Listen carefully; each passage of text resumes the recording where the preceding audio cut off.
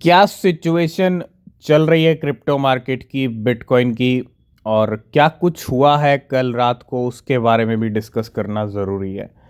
कहीं ना कहीं मार्केट में जब कोई बड़ी न्यूज़ आती है, चाहे वो अच्छी न्यूज़ हो चाहे बैड न्यूज़ हो, मार्केट रिएक्ट करता है। ठीक है। और कल रात भी कुछ ऐसा ही हुआ है, और क्या हुआ है आप सबके लिए जानना समझना सबसे ज़्यादा इम्पोर्टेंट है। क्योंकि पैनिक वाली जो सिचुएशन है वो सबसे जल्दी और ज़्यादा क्रिएट होती है जब भी कोई ऐसी न्यूज़ आती है। ठीक है। तो बिटकॉइन के प्राइस में थोड़ी सी नमी ज़रूर है, 42,691 के लेवल हैं। 1% आपको डाउन दिख रहा होगा, लेकिन बहुत सारे कॉइन्स जो हैं डाउन चल रहे हैं। मार्केट में थोड़ी सी नमी तो आई है। अब आप इस न्यूज़ का इम्पैक्ट कह लीजिए या मार्केट का बिहेवियर कह लीजिए, क्योंकि 29 दिसंबर हो चुकी है और 2 दिन रह चुके हैं इस साल के एंड में। क्योंकि एंड का टाइम जब भी आता है ना, तो पंप डंप ये वाले सिनेरियो ज़्यादा दिखते हैं। तो ये भी एक बिहेवियर हो सकता है, ये भी एक रिएक्शन हो सकता है। लेकिन 42,691 पे बिटकॉइन अभी करंटली ट्रेड कर रहा है। इस वीक की अगर हम बात करें, जो ऑलमोस्ट कैंडल रेड में आ गई थी, वो अब थोड़ी सी यहाँ पे ऊपर जाती हुई दिख रही है। और यहाँ पे अभी जो है, आज फ्राइडे है और 2 दिन है, मतलब वीकली क्लोजिंग का भी टाइम आ रहा है, मंथली क्लोजिंग का भी टाइम आ रहा है। बहुत इंपॉर्टेंट टाइम आ रहा है, वीकेंड का टाइम साथ के साथ मंथली क्लोजिंग का टाइम। और बड़ी इंपॉर्टेंट है, क्योंकि अगर हमको इन लेवल्स पे भी क्लोजिंग मिलती है तो एक ठीक ठाक क्लोजिंग रहेगी। जनवरी में 50,000 भी हिट कर सकते हैं अगर सब चीज़ें ट्रैक पे रहती हैं तो। और अगर इन 2 दिनों में डंप आ जाता है, कुछ गेम हो जाता है, तो उसका सिनेरियो भी हम जनवरी में ही डिस्कस करेंगे। क्योंकि ज़रूरी है किस लेवल पे क्लोजिंग मिलती है। तो अगले 2 दिन बहुत इंपॉर्टेंट है, अब से लेके इस मंथ की क्लोजिंग तक आपको अलर्ट रहना है। जो भी आप ट्रेड ले रहे हैं, थोड़ा सा लेवरेज ध्यान से। और पंप और डंप वाला जो टाइम है, क्योंकि जब ऐसा टाइम आ जाता है, year closing, month last month की क्लोजिंग और वीकली क्लोजिंग, सबका कॉम्बिनेशन एक साथ, ठीक है, तो उस टाइम पे वॉलेटिलिटी मार्केट में ज़्यादा हो जाती है। तो अभी फ़िलहाल $42,600 पे चल रहे हैं, ज़्यादा कोई डंप मार्केट में नहीं है। ठीक है। लेकिन तो सबसे पहली जो न्यूज़, सबसे बड़ी न्यूज़ है, उसको समझना ज़रूरी है। ठीक है। कल रात को एक अपडेट आता है, बहुत बड़ा अपडेट, बहुत बड़ी न्यूज़, कि इंडियन गवर्नमेंट ब्लॉक करने वाली है 9 क्रिप्टो एक्सचेंजेस को, सेंट्रलाइज्ड क्रिप्टो एक्सचेंजेस को। रीज़न यहाँ पे एक यही है कि यहाँ पे सबसे पहली चीज़, ब्लॉक क्या किया जाएगा, इनका यूआरएल ब्लॉक किया जाएगा। यूआरएल मीन्स वेबसाइट ओपन ही नहीं हो पाएगी अगर ब्लॉक हो गई, बैन हो गई तो। और बैन क्यों हो सकती है, बैन होने का रीज़न एक क्लियर है यहाँ पे। ये जो नोटिस अभी भेजा गया फिलहाल, कि compliance notice to 9 high profile crypto currency exchanges under the country money laundry legalisation, जो पीएमएल एक्ट है ना, prevention of money laundering act, उसके तहत जो इंडिया के लॉ हैं, जो इंडिया का रूल्स हैं, इंडिया की टर्म्स हैं, उनके ऊपर एक्सचेंजेस को काम करना पड़ेगा। अगर वो वायलेशन करती हैं, उस लॉ के अकॉर्डिंग काम नहीं करती इंडिया में, क्यों? क्योंकि इंडिया का जो कानून है, इंडिया का जो लॉ है, उसके अकॉर्डिंग उनको चलना पड़ेगा। और अगर वो नहीं चलेंगी, ठीक है, तो बैन किया जाएगा उनको।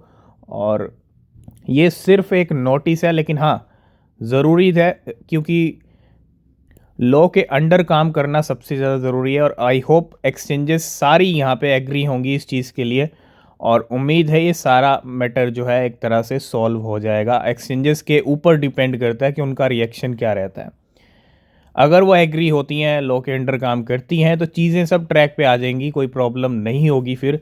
लेकिन अगर नहीं करती हैं, नहीं होता कुछ, तो फिर डेफिनेटली ये नो एक्सचेंजेस बैन हो सकती हैं। ठीक है। और लॉ के अकॉर्डिंग इनको चलना पड़ेगा। और ये जो नो एक्सचेंजेस हैं, इनके अंदर बाइनेंस है, कुकोइन है, हुआबी है, क्रैकन है, गेट है, बिटस्टैम्प है, बिटरेक्स है, बिटफिनेक्स है, मैक्सी है।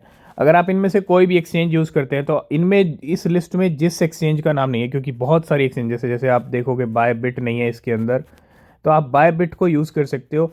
बाय बिट का लिंक आपको डिस्क्रिप्शन में मिल जाएगा। और भी बहुत सारी एक्सचेंजेस हैं जो इस लिस्ट में नहीं है। ठीक है। जब ये मैटर सोल्व हो जाएगा, क्लियर हो जाएगा, तो आप इन एक्सचेंजेस को फिर यूज़ कर सकते हो। लेकिन होप यही है कि एक्सचेंजेस मान जाएंगी, उनको मानना पड़ेगा अगर इंडिया में उनको काम करना है, क्योंकि इंडियन यूज़र्स बहुत ज़्यादा है और जो इंटरनेशनल एक्सचेंजेस को भी यूज़ करते हैं। तो एक्सचेंजेस नहीं चाहेंगी उनका एक यूज़र बेस, एक अच्छा खासा यूज़र बेस चला जाए, क्योंकि अगर वो बैन होती हैं तो उनका यूज़र बेस, इंडिया का जितना भी यूज़र बेस है वो सब उनका चला जाएगा। तो उम्मीद है वो ऐसा नहीं चाहेंगी। तो 9 एक्सचेंजेस जल्दी ही एग्री करती हैं तो चीज़ें क्लियर हो जाएंगी, और अगर नहीं लॉ के अंडर काम करेंगी तो यहाँ पे बैन होने के चांसेस पूरे हैं। नेक्स्ट बात करना चाहेंगे टीआरबी के बारे में। कल $200 को क्रॉस कर लिया था, आज 225 $250 तक के भी हाई लगा दिए हैं, और इतना बड़ा नया ऑल टाइम हाई लग चुका है। और करंट सिचुएशन अगर आप देखें, among the 2.5 million TRB in circulation, about 1.7 million is on exchanges and 6,60,000 is held by a group of 20 whales, which is 95% of the token. 20 Wales ऐसी हैं जो होल्ड करती हैं, हेल्ड करती हैं, मतलब कितने हैं, 6,60,000, और 1.7 मिलियन कहाँ है, एक्सचेंजेस के ऊपर है। ये करंट सिनेरियो है टीआरबी का, और $7 से $225, यानी करंट प्राइस बढ़ता ही जा रहा है, और अब ये 20,000 के करीब आ चुका है, यानी 600-700 से 20,000 पे आ चुकी है टीआरबी। इस 2023 में चेन लिंक ने भी बहुत अच्छी परफॉर्मेंस दी है, पिछले 3-4 महीनों में तो काफ़ी गजब किया है, क्योंकि $5-6 से $17-18 के लेवल आए हैं।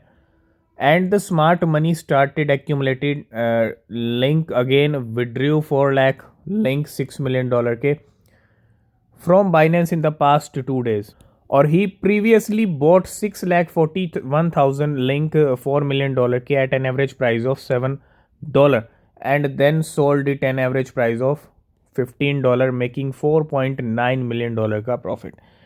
तो वेल्स ने अच्छे खासे एक्यूमुलेशन किए थे $5-6-7 की रेंज में, और जब 15-17 पे आ चुकी है तो अच्छे प्रॉफिट भी बुक किए हैं वेल्स ने। ठीक है, तो 6 लाख खरीदे थे $7 के ऊपर, $15 के ऊपर सेल किया, $4 मिलियन के खरीदे थे 4.7 के, और $4.9 मिलियन का प्रॉफिट बुक किया। तो बहुत सारे नए कॉइन्स अच्छी परफॉर्मेंस दे रहे हैं, उनमें से एक है हीलियम मोबाइल, जो कि ऑलमोस्ट 3,000-4,000% हुआ है पंप, है ना, 2,000 से 3,000 की रैली दिखाई है, और 3-4 तो हमने नियॉन का देखा था। तो अभी रिसेंटली बिटगेट ने लिस्ट कर दिया था अपने प्लेटफॉर्म पे, और अब KuCoin ने भी लिस्ट कर दिया है, अनाउंसमेंट कर दिया है, न्यू लिस्टिंग मोबाइल USDT। तो जिस तरह से ये एक्सचेंजेस पे लिस्ट हो रहा है, तो हो सकता है कि अगला नई लिस्टिंग हम बाइनेंस पे भी देख लें जल्दी, है ना, क्योंकि जो कॉइन अच्छी परफॉर्मेंस दे रहे हैं, दे चुके हैं, और उनका हाइप मार्केट में चल रहा है, और वो नई एक्सचेंजेस, बड़ी एक्सचेंजेस पे भी आ सकते हैं। तो हीलियम मोबाइल आ चुका है KuCoin पे, और हो सकता है नेक्स्ट बाइनेंस लिस्टिंग भी हो जाए। लास्ट एंड फाइनल अपडेट आ रहा है Crypto.com की तरफ से। New trading pair are available in the Crypto.com app. कल भी कुछ ट्रेडिंग पेयर्स ऐड किए थे, और आज फिर से कुछ ट्रेडिंग पेयर्स ऐड किए हैं। 4 ट्रेडिंग पेयर्स हैं, prime Ethereum, push Ethereum, strax Ethereum और सुपर इथीरियम। तो ये कुछ नए ट्रेडिंग पेयर्स आए हैं Crypto.com के ऊपर, और आज की इस वीडियो को करते हैं यहीं पे एंड। बाकी जो अपडेट होंगे वो नेक्स्ट वीडियो में कवर करेंगे। किसी भी क्रिप्टो में इन्वेस्ट कर रहे हैं तो हमेशा अपनी रिसर्च करें, वो बहुत ज़रूरी होती है। तब तक के लिए बाय बाय, टेक केयर।